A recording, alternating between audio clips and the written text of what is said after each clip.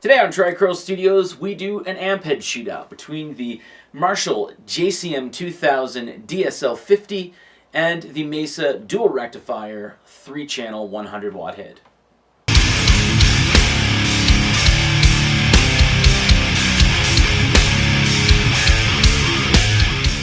First and foremost, 50 watts, 100 watts. I own both of these. I'm not going to track down a JCM 2000 DSL 100 just for a video. So you can, whatever you want in the comments, that's fine. But we have two sound samples here. Both of these amps, because we're dealing with both of these amps, we are doing the first sound sample, which is boosted with an Ibanez TS9, and the second one is just our high gain channels, no boost whatsoever.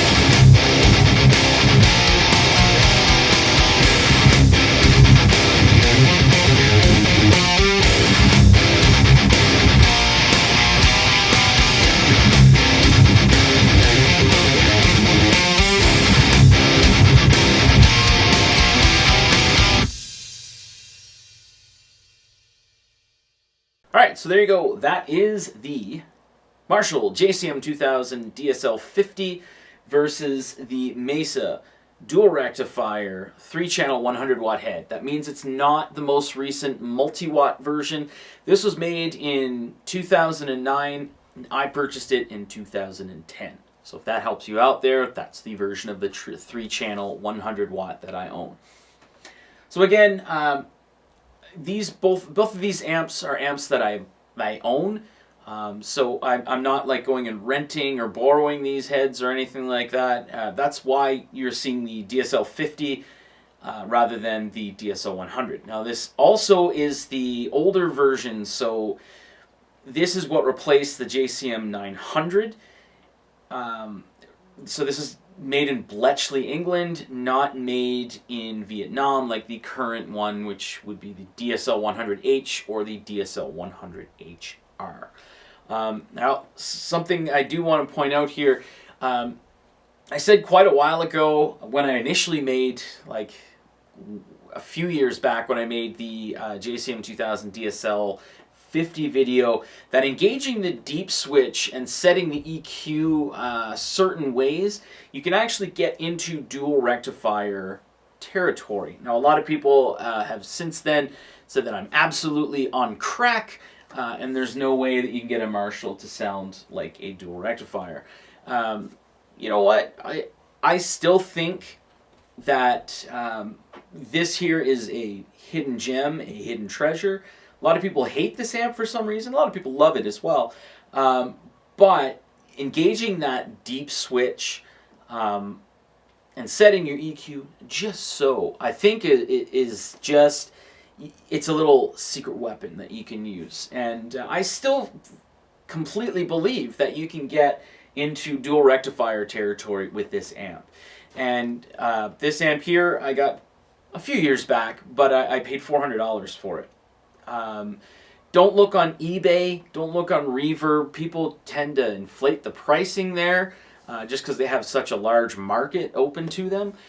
But if you look locally or perhaps in certain music stores, I'm in Canada, Long and McQuaid's probably the best way to go because when they sell their stuff used, they usually sell it at a lower price than you would think. But looking like private sales locally, that's really where you're going to get the JCM 2000 at a lower price. Generally, I see it around like $400 or $600. I have seen it as low as $300.